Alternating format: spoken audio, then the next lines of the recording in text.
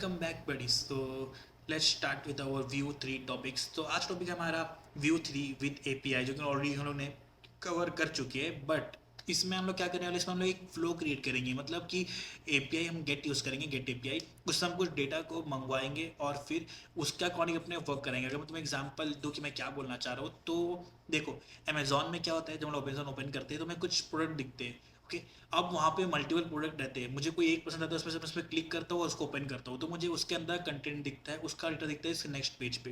तो वैसे हम लोग ये क्या करेंगे, अपना खुद का एक स्टोरी क्रिएट करेंगे, खुद का एक फीचर क्रिएट करेंगे, जहाँ पे पहले मैं एक टेबल में एपीआई से कुछ डेटा मंगवाऊंगा, उसको स्टोर करूंगा, उसको लिस्ट करूंगा ऐसा टेबल के फॉर्मेट में। फिर उसमें से कोई एक डाटा को मैं क्लिक करके ओपन करूंगा, फिर उसका एपीआई कॉल करूंगा उसके पर्टिकुलर आईडी के साथ, और फिर उसका इन्फॉर्मेशन को मैं डिस्प्ले कराऊंगा। तो लेट्स स्टार्ट। तो सबसे पहले मुझे करने के लिए मैं इसको खाली करता हूँ अपने पुराने चीज़ों को जो उन्होंने पिछले लेक्चर में बनाया था, जो कि हो जाएगा पूरी तरीके से गायब। ओके, ये हो गया। यहाँ से इसको भी खाली कर देता हूँ मैं। अब यहाँ पे सबसे पहले क्या करूँगा, मैं खोल दूंगा जेसन प्लेस होल्डर,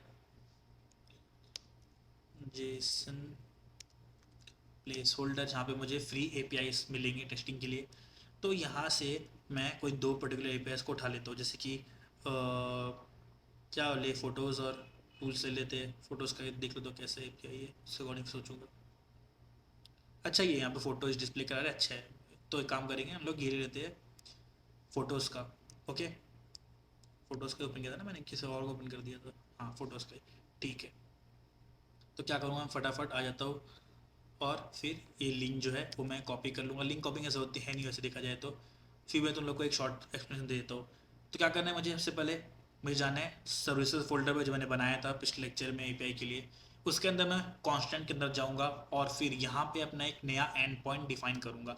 ओके, और जो लोग नए हैं पहली बार ये वीडियो में आ रहे हैं, बता दूँ मैं कि कांस्टेंट के अंदर मैं बेस यूआरएल डिफाइन कर रहा हूँ। बेस यूआरएल मतलब वो जो कभी चेंज नहीं होता है, जैसे कि ये इतना हिस्सा जो है ये मेरा हमारा बेस यूआरएल है, जो कि हमेशा कांस्टेंट रहेगा, चेंज नहीं होगा।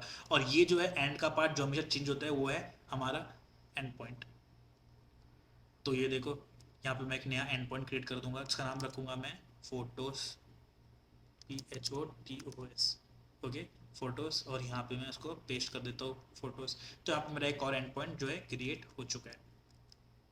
Okay, this dot base URL क्यों लिखा था मैंने, वो बता दो नए लोगों को कि this dot base URL plus and point, मतलब पहले जो है तुम्हें ये चीज़ डालना है।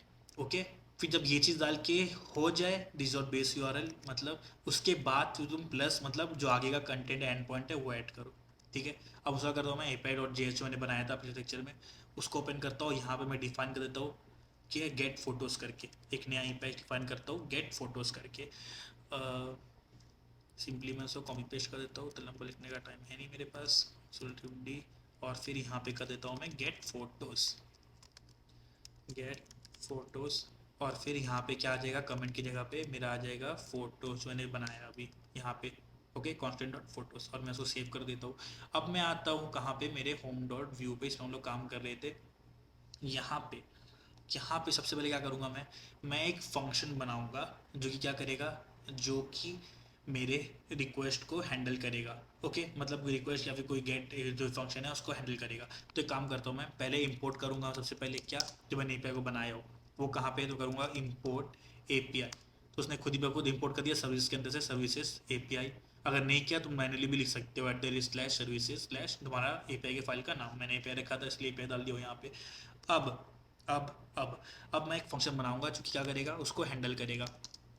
Const get photos is equals to, get photo डाल दिया। अब यहाँ पे क्या करूँगा, मैं ऑब्जेक्ट बनाऊंगा, जो मैंने इंपोर्ट किया उसका एक ऑब्जेक्ट, स्लैश स्मॉल में API is equals to new, और जो मैंने इंपोर्ट किया था ऊपर एपीआई कैपिटल वाला, बड़ा वाला। ओके, अभी क्या हो गया, इसका एपीआई का ऑब्जेक्ट बन गया मेरे पास, रेडी हो गया। एक छोटे एपीआई के अंदर आके तुम नाम कुछ भी रख सकते हो उसका, ज़रूरी नहीं है, तुम नाम चाहे तो फोटोज़ भी रख सकते हो उसका, PHOTO। वैसे पर मैं कमेंट करूँगा मैं कि कुछ ऐसा ना हो कुछ तुम यूज़ कर सको। ठीक है, तो मैं एपीआई रखता हूँ इसका, स्मॉल में एपीआई। और ध्यान देना कि ये नाम रखते वक्त ये नाम और ये नाम सेम ना हो जाए। अभी सेम नहीं, क्योंकि ये स्मॉल में है और ये कैपिटल में है, तो ये सेम अभी नहीं है। ओके, ठीक है। अब आते मुद्दे पे वापस।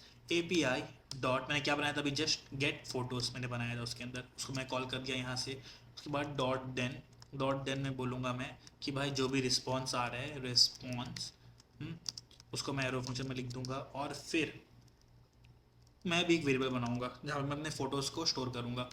Late photos list, sorry, let photos list is equals to ref. Okay, ref के अंदर एक ऑब्जेक्ट। अब रेफ तो यूज़ कर रहा हूँ मैं, लेकिन रेफ मुझे इंपोर्ट करना पड़ेगा। जैसे हमसे बताता हूँ लोगों को रेफ क्या होता है, हमेशा बताता हूँ फिर बता दूंगा। रेफ मतलब हमारा वेरिएबल रिएक्टिव होना चाहिए। ओके, रिएक्टिव मतलब जिस टाइम पे बदल जाए उसकी वैल्यू, जो मैं चाहता है ये बदले वैल्यू। तो मैं करता हूँ import ref from view. Okay, ये भी हो गया काम अपना।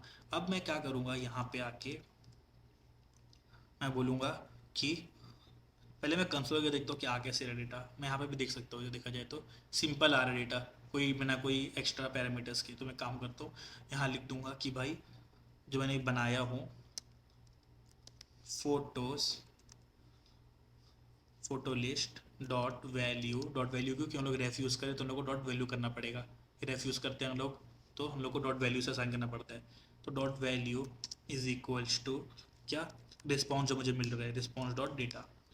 ओके, अब मैं काम करता हूँ, ये जो फंक्शन बनाया है मैंने उसको मुझे कॉल करना पड़ेगा। तो कब कॉल होना चाहिए, जैसे ही मेरा पेज लोड हो तो ये पे भी कॉल देना चाहिए। तो क्या करूँगा मैं लिखूँगा यहाँ पे ऑन माउंटेड, एंटर करा तो ऑटोमेटिक ऑन माउंटेड इंपोर्ट हो गया। ओके, अब तुम लोग को इसको ऑन माउंटेड में लिखना है, तुम लोग को तुम्हारा एपीआई का कॉलिंग का एल्गोरिदम देखिए, तुम यहाँ पे गेट फोटोज़ कर दोगे तो यहाँ पे ये कॉल कर देगा, उसको कॉल कर दिया। अब मैं चेक करता हूँ कि एपीआई बराबर वर्क कर रहा है मेरा कि नहीं कर रहा है। मैं आता हूँ अपने वेब पेज को ओपन करता हूँ, इधर local host C S C में आई गेस मैंने सब रन नहीं किया हो, क्या बात है। एन पी एम रन सर्व, एंटर। अगर तुम लोग व्यू प्रोजेक्ट को वाइट में कन्वर्ट करते हो तो ये server running speed, building speed, ये बहुत फास्ट हो जाती है। मैं इसके बाद वीडियो बनाऊंगा कि कैसे हम व्यू 3 प्रोजेक्ट को वाइट में कन्वर्ट कर सकते हैं और कैसे वाइट फ्रेमवर्क को यूज़ करते हैं। वो बहुत फास्ट कर देते हैं हमारे व्यू प्रोजेक्ट को। अब ये बता वाइट नहीं हुआ तो झेल लो थोड़ा लोडिंग टाइम इसका। ठीक है, हो गया रन। इधर आता हूँ, रिफ्रेश करता हूँ और ये मेरा सा पेज खुल गया। मैं होम पे जाता हूँ और चेक करता हूँ कि क्या मेरा एपीआई कॉल हुआ है। नेटवर्क के अंदर आके रिफ्रेश, ओ देखो, ये देखो फोटोज़ का एपीआई था मेरा कॉल हो गया, डेटा भी मुझे मिल गए। एल्बम 1, थंबनेल ये, टाइटल ये, यूआरएल ये। ओके, अब मैं चाहता हूँ ना कि भाई एक अच्छे से फॉर्मेट में ये क्या हो जाए, डिस्प्ले हो जाए। तो एक काम करूँगा मैं, टेबल बनाता हूँ यहाँ पे एक अच्छा सा टेबल। ओके, टेबल में दे दूँगा मैं क्या, पहले टेबल हेड, टेबल हेड में क्या आ जाएगा, टी एच, ठीक है, जिसमें पहला रहेगा टाइटल। ओके, टाइटल हो गया। टाइटल के बाद देता हूँ एल्बम, एल्बम आईडी है तो बस नहीं रख देते, एल्बम आईडी भी क्या जाता है,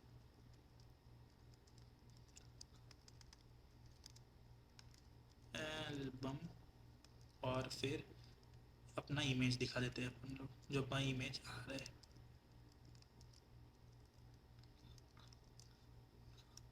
इमेज। ओके, और फिर ये हो गया टेबल हेड। अब मैं टेबल बॉडी बनाऊंगा, T body. Okay, table body में टेबल रॉ क्रिएट करूंगा मैं। और टी डी, तुम लोग बेसिक एचटीएमएल तुम लोग को आती ही होगा तो मैं एक्सप्लेन नहीं करूँ बेसिक एचटीएमएल को। ओके, अब टी डी में क्या करना है, मैं मेरा डेटा किस में स्टोर हो रहा है, मेरा डेटा स्टोर हो रहा है फोटोज़ लिस्ट के अंदर मैं स्टोर करूँ, ठीक है। तो मैं क्या करूँगा, फ़ोटोज़ लिस्ट के ऊपर मैं फॉर लूप चलाऊँगा इधर आके, we for I in photos list. Okay, और एक की सेट कर दूंगा कि मेरा यूनिक क्या है, बोलूँगा आई यूनिक है मेरा, इटरेटर आई है, ठीक है। तो ये लूप बन गया। अब मैं टी डी में, अब टी डी क्या करेगा यहाँ पे, टी डी के करके साइड डेटा को इटरेट करेगा। ओके, मतलब पहले वो टोटल कितने डाटा मेरे पास, टोटल 99 डेटा है सपोज, तो वो एक ही डेटा क्या इटरेट करेगा कि पहले 0 पे 1 पे, तब अगर मेरे पास 99 डेटा है, 99 डेटा है, तो वो मेरा जो आई है वो क्या करेगा अभी, वो सारी डेटा को एक करके इटरेट करेगा। तो मैं बोलूँगा जब तुम पहले डेटा पे आओ, ओके, जब तुम पहले डेटा पे आओ, तुम क्या करना, तुम्हें मिलेगा यहाँ पे एल्बम आईडी मिलेगा, आईडी मिलेगा, थंबनेल मिलेगा, टाइटल मिलेगा और यूआरएल मिलेगा। तुम्हें चीज़ें मिलेगी, तुम पहले डेटा पे आओगे तो। फिर तुम दूसरे पे जाओगे, तुम्हें सेम चीज़ मिलेगा। ठीक है, तुम क्या करना, तो तुम उसको प्रिंट करते जाना एज अ टेबल डेटा। ठीक है, तो मैं बोलूँगा भाई तुम आई डॉट, पहले क्या प्रिंट करना, तुम पहले प्रिंट करना I dot album I D. Okay, album I D, ये एकदम करेक्ट मैच होना चाहिए, याद रखना कि स्मॉल कैपिटल जो भी है जिससे लिखा हुआ है उसमें वैसे ही। फिर तुम क्या करना, फिर तुम करना प्रिंट टाइटल। ठीक है, आई डॉट टाइटल। फिर तुम क्या करना, प्रिंट कर देना आई डॉट यू आर एल। और मैं सेव करता हूँ और चेक करता हूँ कि क्या है ऐसा हुआ जैसे मैं चाहता था। ओके, कंसोल में आता हूँ, ये देखो मेरा टेबल जो था उसने बराबर वैसे में प्रिंट कर दिया। देखो एल्बम वन, टाइटल, अक्यूज्ड और फिर ये मेरा इमेज का you R L. Okay, but ऐसा तो भाई यू आर एल तो चाहिए नहीं इमेज में, चाहे तो इमेज में इमेज दिखिए। तो मैं वो भी कर सकता हूँ, क्या करूँगा मैं टी डी में I dot U R L की जगह पे क्या लिखूँगा, मैं यहाँ लिखूँगा I M G S R C. और एस आर सी में उसको कहता हूँ मैं डायनामिक। ये तुम लोग को बताना था मुझे कि हम लोग डायनामिक कैसे कर सकते हैं कोई एट्रीब्यूट को। ओके, तो अगर मुझे किसी को एट्रीब्यूट को डायनामिक करना है तो मैं यहाँ पे कोलन लगा दूंगा। अब कोलन लगाने के बाद है ना वो डायरेक्टली वेरिएबल को रीड कर सकता है। ओके, आई dot U R L, save करता हूँ, आता हूँ, अब देखो क्या होता है। इमेज सेकंड, ये देखो इतने सारे इमेजेस जो थे उन्होंने वही थे, वो सारे इमेजेस अभी आ गए। इतने बड़े अच्छे लग नहीं रहे, तो मैं तो छोटे कर देता हूँ इमेजेस को। ठीक है, यहाँ दे देता हूँ भाई height, height is equals to 100 px, width is equals to 100 px। मुझे लगता है कोई अच्छा इमेज होगा, बस सारे इमेजेस है तो क्या कर सकते हैं। सही बात है ना। अच्छा, अभी 100 इमेज लोड है इसलिए बहुत टाइम लगेगा लोड होने में, क्योंकि 100 इमेज आए, डाटा आए हमारे पास। काम करता हूँ मैं, सिर्फ 100 की जगह पे है ना भाई, मैं सिर्फ 10 या 20 डेटा ही डिस्प्ले कराता हूँ। ठीक है, तो रिस्पॉन्स डॉट डेटा में इधर आके मैं कर देता हूँ photos list dot value is equals to photos list dot value. ये एरे में आ रहा है ना, तो काम को तो ऑब्जेक्ट है, उसको एरे कर देता हूँ मैं। ठीक है, डॉट वैल्यू डॉट स्लाइस 0 से 10 तक। तो 10 डेटा ही खाली आएंगे मेरे पास, तो थोड़ा फास्ट लोड करेगा। रिफ्रेश कर देता हूँ पेज को एक बार अच्छे से। ठीक है, तो अभी थोड़ा उसने फटाक से 10 ही डाटा को लिया और थोड़ा पहले के कंपेरिजन में फास्ट लोड किया। इमेजेस क्यों लोड नहीं हुए देख लेता हूँ भाई, इमेजेस लोड क्यों नहीं हुए। 100 px बहुत छोटा, ज़्यादा ही छोटा हो गया क्या। मैं स्टाइल से ही कर देता हूँ उसको ताकि थोड़ा देखने में बेटर लगे। Style height 200 px with 200 px। ठीक है, हाँ हाँ बेटर है। तो ये अब मेरा ऐसे टेबल की तरह वो डिस्प्ले हो रहा है। ठीक है, एक काम करता हूँ टेबल बॉर्डर दे देता हूँ मैं, तो और बेटर लगेगा। मैं काम करता हूँ इधर आता हूँ, स्टाइल का आइकन खोल देता हूँ, स्टाइल। ओके, स्टाइल में मेंशन करता हूँ कि भाई जो टेबल बनाया हूँ मैंने, टेबल, टेबल को तुम दे दो, टेबल लेआउट में क्यों घुस रहा है भाई, border, border solid 1 px black.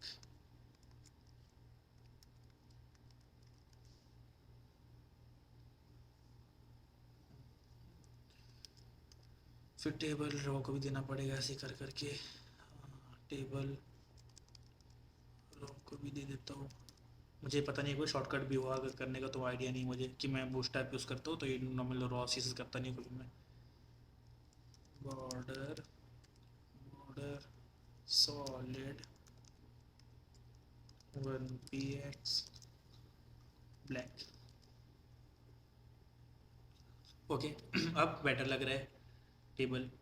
अब मैं क्या करता हूँ, अब मैं एक बटन बनाता हूँ व्यू डिटेल करके। ओके, जो हेड था मेरा टेबल हेड इमेज, वहाँ पे मैं एक बटन क्रिएट करता हूँ, एक और हेड बनाता हूँ, उसका नाम रखता हूँ मैं एक्शन। ओके, एक्शन नाम रखता हूँ। और टी डी टेबल डाटा में एक और टेबल डाटा बनाता हूँ, लेकिन इस बार मैं इसको ईपीआई से लिंक नहीं करूँगा, बल्कि इस बार इसमें बटन ऐड कर दूंगा मैं। बटन बटन और यहाँ पे मैं लिख देता हूँ व्यू। ओके, जी जी जी, बहुत बेकार बटन है भाई, थोड़ा स्टाइलिंग दे देते बटन को भी। बटन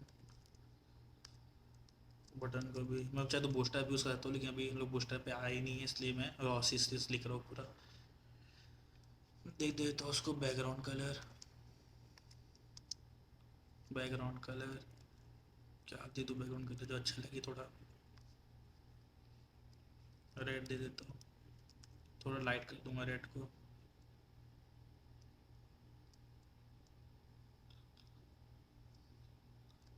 ओके, ये हो गया। और फिर बॉर्डर रेडियस दे देता हूँ 15px, सेव कर देता हूँ। और पैडिंग दे देता हूँ 5px, यानी 1 आ रही है, 50 तो ज़्यादा है, 5 देता हूँ।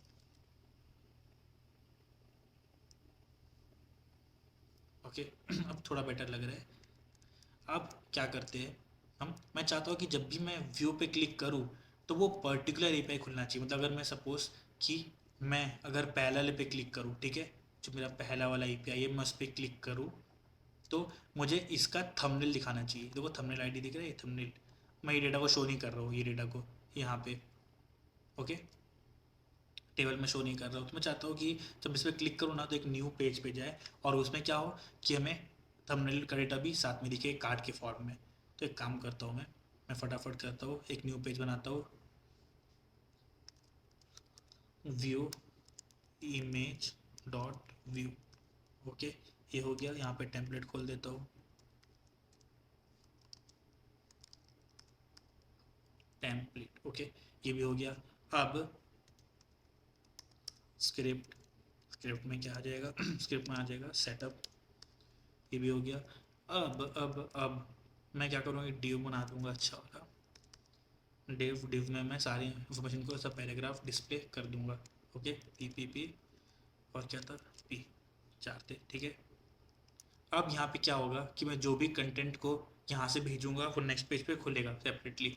तो इसके लिए क्या करूँगा मैं, उसके लिए मैं पहले ये जो व्यू इमेज है उसको मैं लिंक करूँगा राउटर के साथ अपने। ठीक है, तो राउटर कहाँ जाएंगे, राउटर के लिए हम लोग, राउटर के लिए जाएंगे हम लोग कॉन्स्टेंट डॉट जे एस में नहीं जाएंगे, बल्कि हम जाएंगे इंडेक्स डॉट जे एस में। कहाँ है, ये रहा index dot J S, search कर लेता हूँ भाई, इंडेक्स डॉट जे एस, ये रहा। अब यहाँ पे मैं एक नया क्रिएट करूँगा,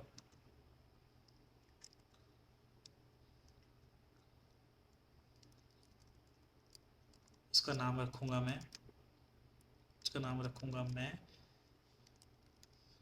व्यू इमेज, और उसके आगे मैं आईडी एक पैरामीटर लूँगा कि जिसकी आईडी भेजूँगा मैं उसका डेटा दिखाना है मुझे।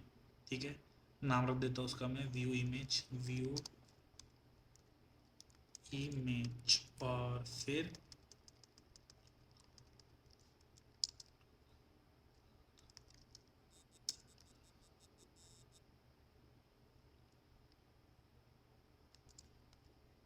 व्यू इमेज डॉट व्यू और सेव कर देता हूँ। तो यहाँ पे क्या हो गया, इसका एक बस एक नया लिंक क्रिएट हो गया है। ठीक है, व्यू इमेज नाम का। तो मैं काम करूँगा अभी, अब मैं अपने आ जाता हूँ होम पेज पे, और फिर यहाँ पे राउटर को इंपोर्ट करता हूँ। Okay, import router from @/router. हो गया राउटर इंपोर्ट। अब मैं व्यू बटन पे क्लिक पे है ना राउटर को कॉल करूँगा। @क्लिक, जब भी कोई बटन पे क्लिक करे तो क्या करना, राउटर डॉट पुश, मतलब आके धक्का देना, नेक्स्ट पेज पे फेंकना। ओके, पुश करोगे तो क्या, नेम डालूंगा मैं। नेम, नेम क्या होगा, नेम होगा उसका व्यू इमेज, राइट। हाँ, या नेम व्यू इमेज, ये नेम उसका। जो भी पेज का नाम व्यू इमेज है तुम वहाँ पे धक्का दे देना उसको। लेकिन धक्का देते टाइम तुमको वो आईडी मांगेगा, क्योंकि मैंने यहाँ पे बोला हो भाई आईडी होना चाहिए तो ही पेज को ओपन करना। तो मुझे आईडी भी पास करना पड़ेगा उसका जिसको मुझे ओपन करना है। तो मैं यहाँ पे करता हूँ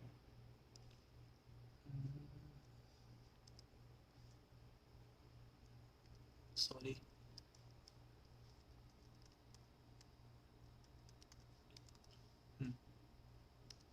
फिर डालूंगा पैराम, तुम पैरामीटर भेजना वहाँ पे एक, ठीक है।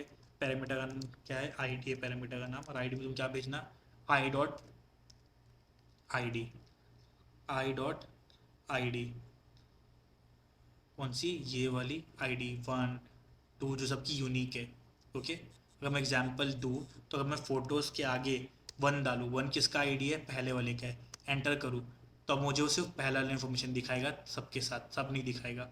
अगर मैं 2 डालूँ तो मुझे वही दिखाएगा इसका आईडी 2 है, मुझे सिर्फ वही वाला इन्फॉर्मेशन दिखाएगा वो। तो हम लोग भी यही करेंगे ना, नेक्स्ट पेज पे सिर्फ वही सब दिखना चाहिए इन्फॉर्मेशन।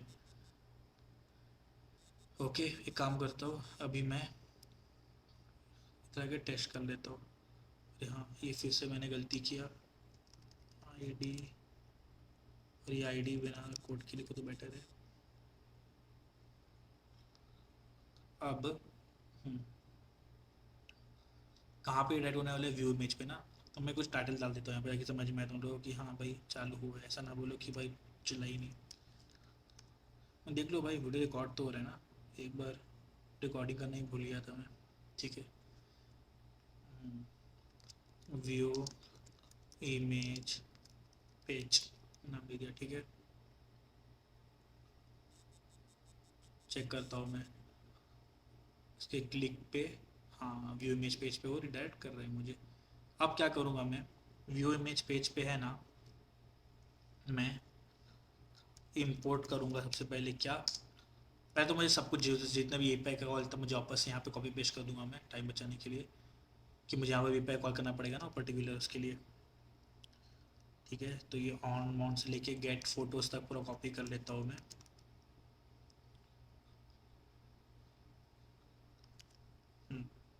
अब इंपोर्ट भी करना पड़ेगा उन चीज़ों को जो मैंने यूज़ किया हो, तो वो भी उठा लेता हूँ अंदर से, राउटर एपीआई, ठीक है, फोटो लिस्ट, ऑन माउंट भी।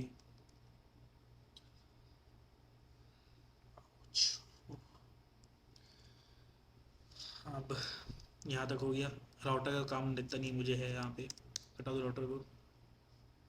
अब अब एपीआई तो यहाँ पर भी कॉल होगा, पर यहाँ थोड़ा ट्विस्ट रहेगा एपीआई कॉल के टाइम पे, बताता हूँ क्या। ओके, अब यहाँ पे मैं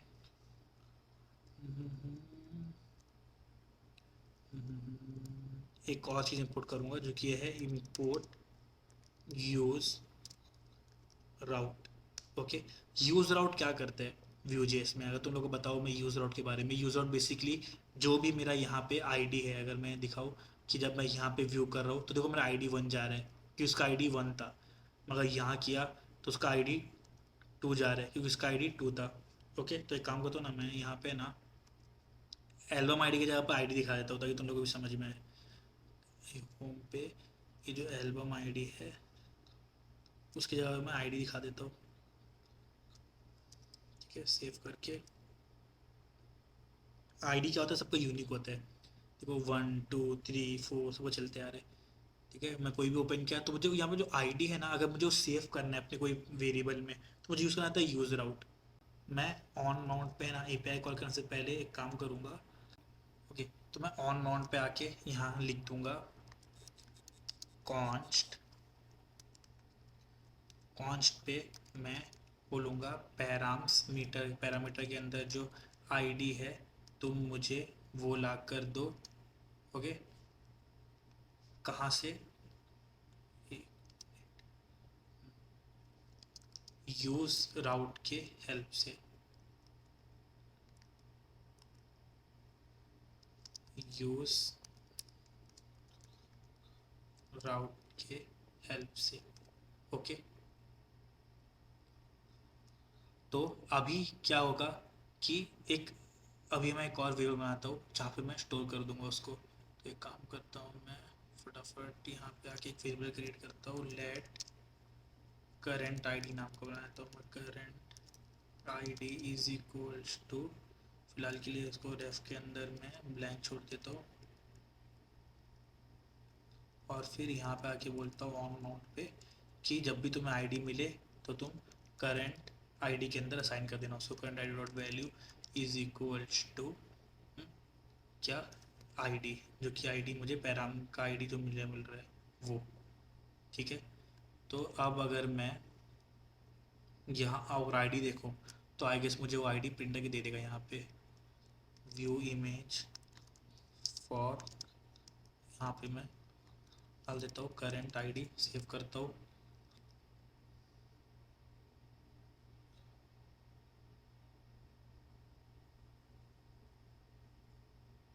वैसे हुआ कि नहीं हुआ?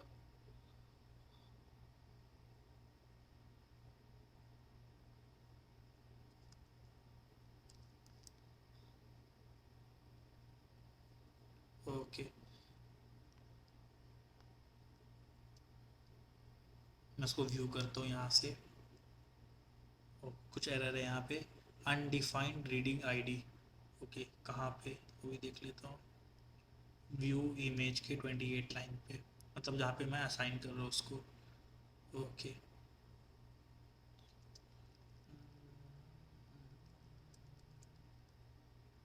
अरे छोटी सी मिस्टेक थी, मैंने पैराम्स की जगह पे गलती से पैराम लिख दिया था। अब सही है, रिफ्रेश।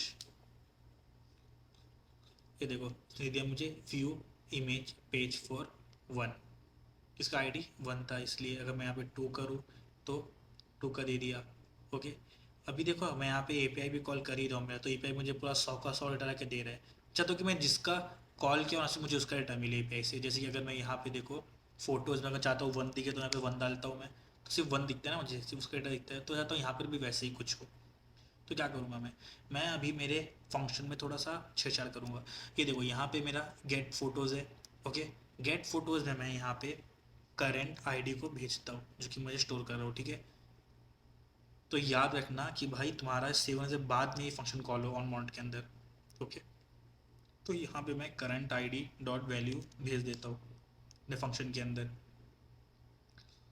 ठीक है, सेव करता हूँ, और अभी यहाँ पे अगर मैं भेज रहा हूँ करंट आईडी तो मुझे यहाँ को रिसीवर चाहिए जो रिसीव करे उसको। क्या बारे में आईडी लिख देता हूँ। ओके, आईडी लिख दिया। अब मैं यहाँ पे एक टर्नरी कंडीशन डालूंगा। ओके, टर्नरी कंडीशन डालूंगा कि अगर यहाँ पे अगर आईडी है तो कॉन्स डॉट फोटोज करो। सॉरी, अगर आईडी है तो कॉन्स डॉट फोटो, तो अगर आईडी तुम्हें कोई आईडी मिल रही है यहाँ से तो तुम करना कि क्या, const dot photos. Okay, photos plus ID, otherwise सिर्फ constant dot photos. Okay, photos क्या है यहाँ पे, फोटोज है स्लैश तक। अब इसमें प्लस आईडी करूँ तो क्या हो जाएगा, उसके आगे आईडी भी लग जाएगी। तो देखते हैं। अब मैं आईडी भेज रहा हूँ यहाँ पे, रिफ्रेश करता हूँ। हाँ, अभी मुझे स्लाइस नहीं कर सकता मैं, उसको हटाना पड़ेगा मुझे वो स्लाइस वाला पार्ट। कहाँ गया, होम। क्या, अभी तो ऑलरेडी एक ही डेट आ रहा है ना, बस पर लिस्ट थोड़ी आ रहा है, तो मुझे स्लाइस को निकालना पड़ेगा यहाँ से।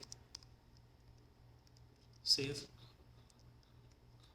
अब देखो, अब क्या होगा यहाँ पे, अब देखो यहाँ पे मुझे सिर्फ एक ही डेटा मिलेगा। जिसकी मैंने आईडी भेजा हो। ये देखो सिर्फ वही मुझे एक डाटा मिला, पूरा डेटा ला के नहीं दिया उसने। मैंने स्लाइस निकाल दिया ना भाई, अब क्यों प्रॉब्लम है उसको।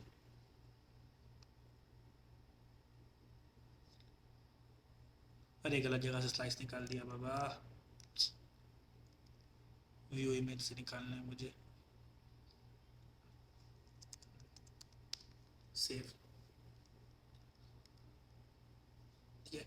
अब मैं क्या करूँगा, जो डेटा मुझे मिल रहा है उसको मैं यहाँ पे डिस्प्ले कर दूँगा। जो व्यू इमेज फॉर है उसको मैं आईडी यहाँ पे क्या डाल दूँगा, यहाँ डाल दूँगा टाइटल, ठीक है। किस में स्टोर किया हो मैंने उसको, मैंने स्टोर किया हो फोटोज़ लिस्ट के अंदर, ठीक है। तो यहाँ पे डाल देता हूँ मैं फोटोज़ लिस्ट डॉट क्या टाइटल, और फिर यहाँ पे डाल देता हूँ मैं पी के अंदर, पी क्या, दो इमेज का वो डाल देता हूँ ना सीधा मैं, थंबनेल और इमेज। ये पी क्या है, तो अच्छा लिख देता हूँ मैं यहाँ पे इमेज एस आर सी बना दूँगा मैं डायनामिक के। डायनामिक में क्या पास करूँगा मैं, photos list dot dot U R L था आई गेस पहला, और दूसरा क्या था, थंबनेल था। मैं एक बार लूप ही चलाया क्योंकि डेटा में वो सिंगल मिल रहा है, मल्टीपल डेटास नहीं मिल रहे जो मैं लूप चलाऊँगा। थंबनेल सेव करता हूँ, इधर आता हूँ और रिफ्रेश करता हूँ, तो देखो क्या हुआ। अब मुझे उसने यहाँ पे कर दिया व्यू इमेज फॉर, जो भी नाम था उसका टाइटल और इमेज। तो क्या लोड हुआ क्या लोड नहीं हुआ वो देख लेता हूँ पहले मैं।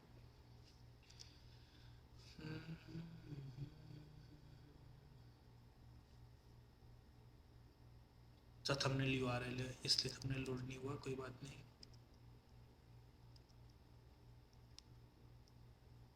थंबनेल यूआरएल था, डाल देता हूँ मैं थंबनेल यूआरएल और चेक करता हूँ।